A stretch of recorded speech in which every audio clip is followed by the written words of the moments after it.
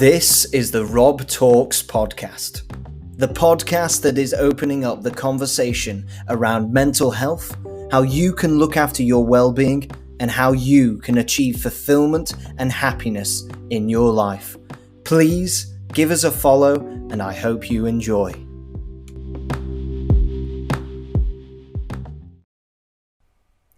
You are listening to the Rob Talks podcast, and this is episode 4.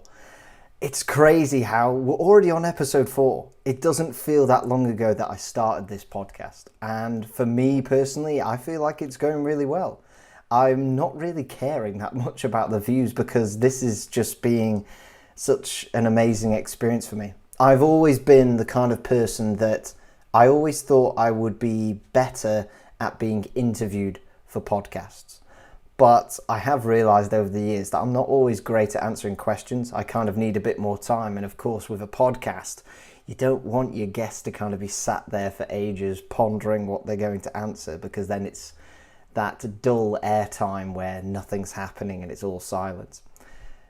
And then as I've started to experiment with doing this podcast, I'm starting to feel as though I feel quite comfortable in this role of where I am right now. Maybe because it's like public speaking and I've done a lot of that before. And so I think that's kind of it. It'll be interesting once we get some guests on the podcast to see how that changes for me as the kind of host role of the podcast. But we will get to that milestone when we get there. But anyways, as I am now going to always say on every episode, we are in for a banger today. We've got 3 really important topics that I have especially been thinking about this week. And ironically, a lot of them have been on the bus. And that's just because I don't know what it is. There is this kind of thing that people think about, of that you come up with your best ideas when you're distracted, or you think your best thoughts when you're distracted. There was in fact a CEO at a company once who used to have a shower in his own office space because he came up with his best ideas in the shower. So he would go to his shower and he would shower 7 times a day during the 9 to 5 workday, just so that he would come up with new ideas and try and be innovative in some ways. So for me at the moment, it's not the shower, it's a bus that is giving me all these thoughts. And so luckily I've written them down for you guys, and we're going to be going straight into them right now for episode 4 of the Rob Talks podcast. And the first thing that I wanted to touch upon today, because this podcast is of course about life, but importantly as a key theme within life that I like to focus upon, is how my mental health and mental well-being is, but also trying to help others with their mental health and mental well-being because of the experiences that I've personally been through. And so the first topic tonight is going to be on anxiety. And anxiety is a tricky topic. I've in fact done a video that you can check out on my Rob Talks YouTube channel all about dealing with anxiety and stress. But it's a tricky topic because it's not spoken about much. When we think about mental health a lot of the time it goes towards kind of depression and suicide and these kind of extremes. But anxiety is a big extreme in some cases for people, especially those who suffer with a form of anxiety disorder. And I have found personally that anxiety is something that it affects me quite a lot in terms of feeling anxious at moments in life. Not to the point of where I have a disorder or anything, but that it's something that when only you start to step back, you realize that it's actually quite a common thing when you're in certain situations. And anxiety for everybody, as I say in my video on my YouTube channel, anxiety is like on a spectrum, as mental health is for all of us, in terms of how we feel when we are anxious, and also with how we deal with it and the severity of it. And so it can be different for everybody. But the way that I know that I'm feeling anxious is that for me personally, my head, the front of my head really throbs and hurts a bit like a pulsating headache or migraine, and my chest becomes really tight and my breathing becomes struggled. And I know that when I get those kind of feelings that I'm starting to feel anxious, or that I'm in an anxious situation. And really, I didn't understand this when I was younger. I had a great conversation with somebody once that was along the lines of, what about if we never knew about mental health? Because when you were younger as a kid, you didn't really consider it. Maybe kids today do, but certainly when I was younger, it was never something you spoke about. You didn't think about anything to do with your brain or anything that was going on up here. That was only for supposedly crazy people. You always thought about physical health. You never really thought about mental health.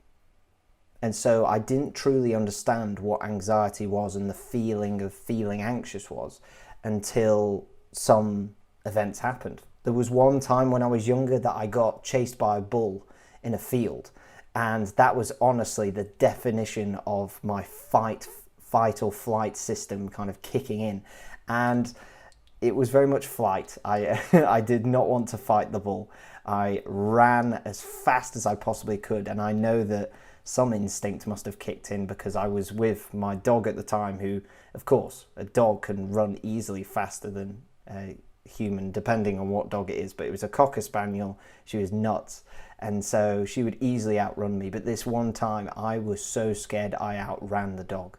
And so that's when I kind of first initially instigated with that feeling of anxiousness. There was one time of where I really started to understand what anxiety felt like when I went climbing with a couple of friends, and I've told people this story before sometimes, and it can be quite funny in some respects, of where I went climbing with some friends and it was quite late at night, and it just so happened that where we were climbing at this cliff, there was a farm above. And so of course we were the closest people around, and the farmer came down to us and was bellowing and shouting at us, and that was honestly a moment of where it just hit me and I could not sleep that night. That feeling of a throbbing headache, my chest just feeling tight, that's probably the worst I've ever felt in terms of feeling anxious. And that's when I started to understand what feeling anxious was. And so it made it easier to identify in the future, but it also made me so much more aware of how it happens so many times. And personally for me, if there is anything that I struggle with probably more on a, I wouldn't say on a daily basis, but more on a recurrent basis, it is feeling anxious and things that make us feel anxious in life. And from speaking to other people, I feel like people concur, because a lot of the time with something like feeling depressed, that's the kind of thing that really only happens if you do have a mental illness, or if per se you have a perspective that is in a certain way of life. And so it's kind of, that's very leading towards it, whilst feeling anxious is kind of different in a way. It's hard to explain, but I feel as though it's a lot more common for people, and it's a lot more common to feel anxious in some ways. And so I never really knew how to deal with feeling anxious until I spoke to a counsellor once, and I talk about this in my video and how I personally use the 7-11 breathing exercise, of where you breathe 7 seconds in through your nose and 11 seconds out through your mouth. And it massively helps me. I only have to sit down or stand where I am and do that for a couple of minutes, and I instantly feel better. The tight chest goes away, my headache pain starts to lower. It's as if I've taken a big shot of paracetamol or something. It really helps me so much. And that's what you can do if you're really feeling anxious and kind of that feeling of anxiety is thrust upon you in that moment. That's a great way to kind of react to feeling anxious and that feeling of anxiety. And there are many other ways that you can deal with it. And there are many other ways that you can deal with feeling anxious, such as trying to gain more experience around that area. So for instance, one of the things that I used to be really anxious about was getting on trains. I used to hate getting on trains. But of course, with time and with experience and getting multiple trains, my anxiety goes down from that experience. And so it's so much about You've got to push yourself the first time, but once you do that and you repeat the process and you really try and do the event multiple times, then you start to feel less anxious. And journaling can also help, trying to put your thoughts and feelings down onto paper and just trying to get them out of your head. That massively helps. And there are so many things that can help. But I would say it's up to you personally for what works for you. For me, the 7-11 breathing exercise works massively for me, and journaling recently has been absolutely amazing for me because it means that my thoughts are on paper, and in a weird way my thoughts are now in this podcast as well, and hopefully helping you guys to deal with when you feel anxious or deal with kind of the topics that I've been speaking about in these podcast episodes. And I would say with anxiety, there's definitely a mindset thing to it. So I felt very anxious at points within my first year. I was struggling anyway with my mental health then because of the adversity I had dealt with in the summer.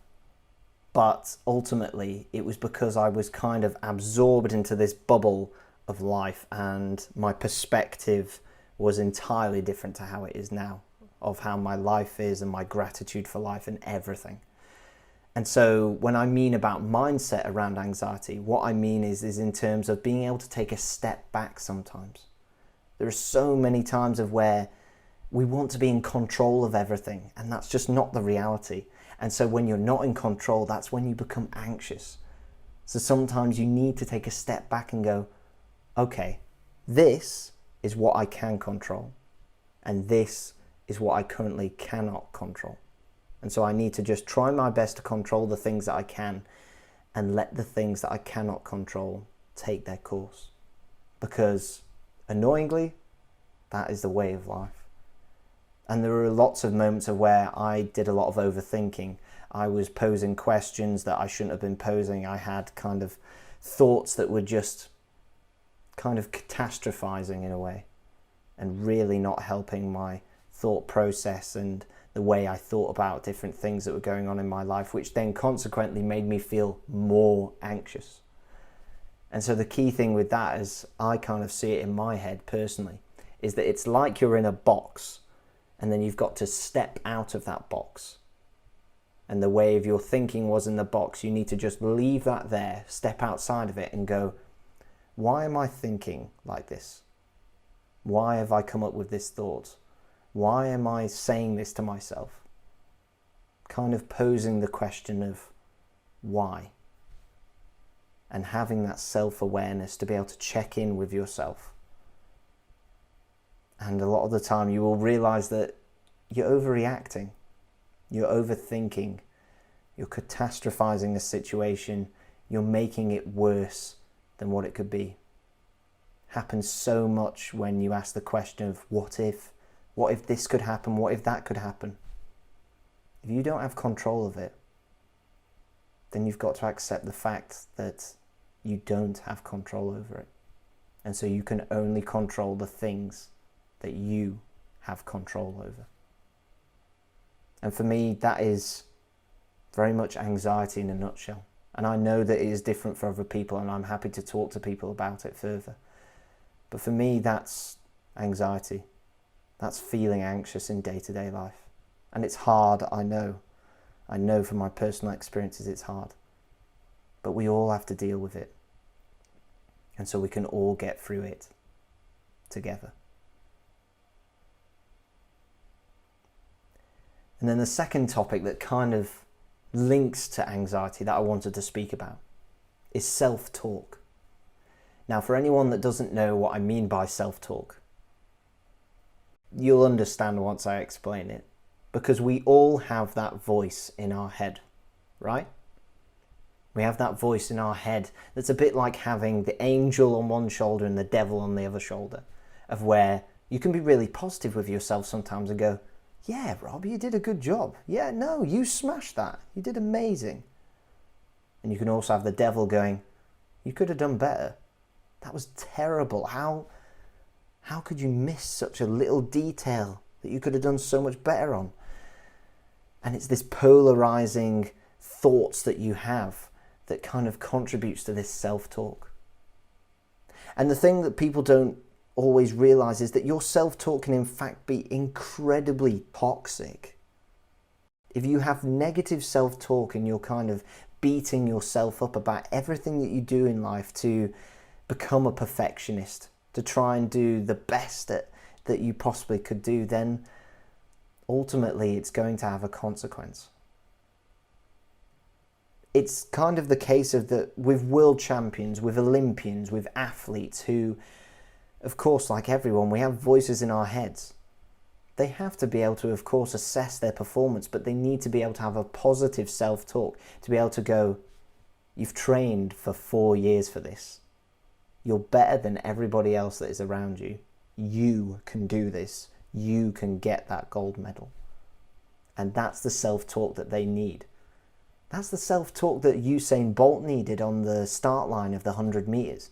He didn't need a little voice in the back of his head going, oh, what if someone's faster than you? Oh, I don't think you've trained hard enough for this. Did you dance too much in front of the camera and so now you're running out of energy? Your self-talk can be stupid sometimes and honestly say things like that. And it can be really annoying. But that's why we have to try and reframe our self-talk sometimes. And a lot of the time I say it's as a way of taking a pause. So if you find that you're going down a rabbit hole of that your self-talk is quite negative, that you just take a moment to pause and go, no, I'm not listening to that voice. Not now, not today. We are going to boss this. We are going to do the best that I can possibly do. I know that if I give everything, that I can only do the best that I possibly can do. When you start reframing your self-talk, it then also affects the consequences that happen. Because if you fail, it doesn't seem that bad. Whilst if you have negative self-talk and you fail, it's a double whammy. It will hit you emotionally and it will impact you. And it will feel terrible. And so if you have positive self-talk to get yourself through events in life, to get yourself to perform the best that you possibly can, it will massively help you in the long run. I remember when I used to do maths exams, and I hated maths, just to clarify. I'm not very good at maths, and I doubt that my old teacher, Mr. Jones, is listening, but he knew how much I hated maths. But I remember for the maths exams, I always had to have this positive self-talk of that I can only do the best that I can do. As long as I am confident that I have given everything in that exam and that I have worked my socks off in terms of revising and learning everything, then it ultimately comes down to me and that exam and how I do. And I kid you not, with the positive self-talk, that's what got me through exams like that. That's what got me the grades that for me personally were a massive achievement. To pass maths with the way that I've been throughout my educational journey with maths and English was a massive thing for me. And so much of it came down to having that positive self-talk, of knowing I could do it. I also remember many times at school of where there'd be points, especially in drama, and I used to I still do, love drama and love acting and being part of performing and being part of performances. And there was always something that I had in the back of my head that was different to other subjects, in how I always had positive self-talk of that, I know I've got this.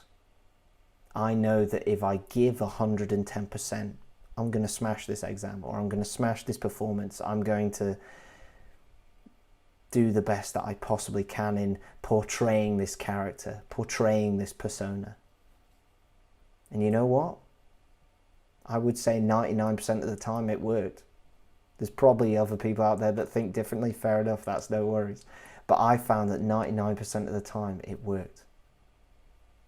And so ultimately, if you're thinking about how your self-talk is treating you, you need to reframe your self-talk so it can be positive. And there are probably some people sat there now thinking, but self-talk is something I can't control. Self-talk is just something that happens. It just happens as thoughts in my head, when the truth is, you can. You can control your self-talk. You can control whether it's positive or negative, what it's thinking about, what it's talking about. You are in control of your self-talk. I recently listened to a podcast where Mo Gawdat, who's a fantastic researcher around happiness, spoke about this in terms of self-talk. And that self-talk is just our brain's thoughts that is being, that we are listening to. And so it is just ultimately your brain's thoughts that we're then processing. And so it's our brain and us experiencing the world, experiencing the situation that we're in, and then consequently having thoughts about it. And so ultimately we can control what those thoughts are. We can control whether they are positive or whether they are negative, what they're focusing upon, what they're not focusing upon. You have control of your self-talk. And when people think about self-confidence, when people think about performing at the best that they can possibly be, or the best possible performance that they can do, so much of it will come down to your self-talk. And how you talk to yourself will dictate the consequences of that event. I can guarantee it. Every single time I've done something that has gone really well, or even a failure that I have learnt from, my self-talk has always been positive. It has always been that I'm going to give 110%. I'm going to give my all. And so that's what I encourage anyone who is listening to this podcast to do. Give your all. Have a positive self-talk. Don't be afraid of failing. Because if you are negative with your self-talk and then you fail, it's catastrophe. But if you're positive with your self-talk and you fail, you might just learn something, you know. And the last topic that I wanted to cover in this podcast, and honestly this has been an amazing episode just for me, sat here thinking about this right now, and hopefully you guys have gained some true value already, but this one's quite important for me as well. This topic is around dealing with change, which kind of links to both anxiety and self-talk. And dealing with change is tricky, right? We've spent the past, well, now more than 18 months of where we've been in a pandemic where everyone has said, what an unpredictable world we are in right now. The truth is, the world is always unpredictable when you think about it. We can't fully control our future. We can't fully control our present sometimes. And a lot of the time when you look to the past, you couldn't have controlled that. So much of our life right now is unpredictable, and change is inevitable. Now, the thing that people think about when they think about change is change that happens quickly, change that happens like that. When little changes or even big changes happen really quickly, it can be incredibly hard for us as humans to adapt, to get ready for the new situation, the new thing that's happening. That's why when we went into the lockdowns really quickly, and that could be a change within a week, within a couple of days, it was really hard for us to deal with, because it's a major change. You've gone from living life normally to now you're stuck in your house and you must quarantine for 14 days or whatever the rules were. And so it can be difficult. But ultimately, we all have to be people that are adaptable. And to do that, a big part of change is accepting it. Accepting the fact that change is going to happen. When I experienced my adversity in 2019, and I will speak about this in full on a podcast episode in the future,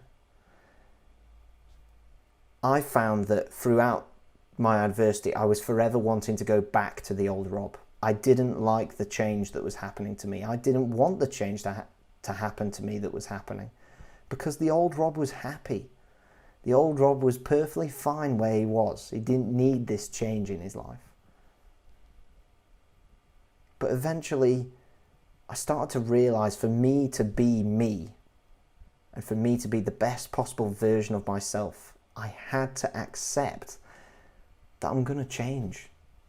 I changed physically, and ultimately, kind of in the big picture of it all, I changed mentally.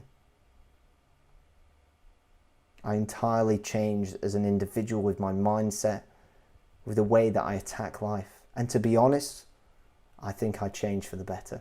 If I was still the old Rob, I genuinely think if I was looking at the old Rob now, I would be slightly disappointed with where he is, because I don't think the old Rob would have done what I have done in the past few years. I honestly do not think he would have. And that's why we need change sometimes. People always think that change is a bad thing. They always think that change means that life is not going to be great. And the truth is that the change may be hard. It may be hard to adapt to. It may be something really difficult to get your head around. But in the long run, it could be amazing. It could even, dare I say it, be life-changing. And that's why change has to happen. Change is something that is never going to ironically change. It's always going to be there. So much of how we think about life needs to be, and this is kind of summing up all three of these topics that I've spoken about, needs to be in the present. Because we focus on our past and we focus on our failures, and then we become negative and we focus upon that, and it doesn't help us. And then we look towards the future and we're scared because change is happening. We've got a negative self-talk because we don't think we can do what we want to do just because of change that has happened. And consequently, we become anxious. We're anxious for the future because we don't know what's going to happen and we're not in control. And that's why you have to live in the present of the day, the present of life. And trust me, it is great thinking about the visions of the future, the dreams that you can have. But you truly have to be able to accept that life could change for you. That dream that you had may not happen, which is an annoying and can be sometimes seen as a non-optimistic, pessimistic even, reality. But that is the way of the world. That is the way with change and change for the future. But you know what the great thing is? There are so many times, and do not take this too much as a cliche, but there are always silver linings. It could be that you had that dream of going skydiving in the future, and for some reason something happens which means you can't do that. You can't ever go skydiving ever again. But from that change, you then find something else. You find your new dream. You know what your new dream is? It's knitting. And you want to cover everything that you see around you in wool and make all these crazy shapes, these crazy sculptures. Next thing you know, you're an award-winning wool knitting artist. That felt really hard to say. But that's what can happen. Change can be positive. Change can, in fact, make you better as a human being, as a person, and make you the best version of yourself. So my point from this is this. Accept the fact that change is going to happen. Change is inevitable. But also, we don't need to be scared of change, because change, in fact, could make our lives better and make us a better version of ourselves than we've ever been before. And I truly believe that. And I truly believe that once you understand that and you have the mindset to deal with change, you can overcome anything. You are so powerful if you can deal with change and deal with changing circumstances. Because it is honestly one of the things that as humans we naturally struggle so much to do. And that has been, well, an amazing episode for me. I've had so many thoughts even just talking in this episode. And I hope that you guys have gained some real value from it. I've really tried to be vulnerable in this episode and try to open up to you guys so that you can hopefully learn something from my experiences and learn something from the topics that I've spoken about. But honestly, anxiety is tough. Self-talk is something that we can control.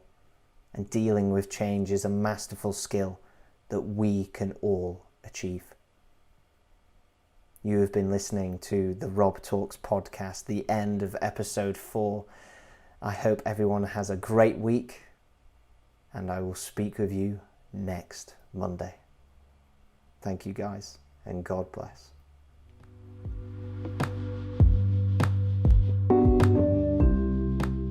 You have just been listening to the Rob Talks podcast. Thank you so much for listening, and please make sure to subscribe and give me a follow on YouTube, Spotify, Instagram, Facebook, or even LinkedIn.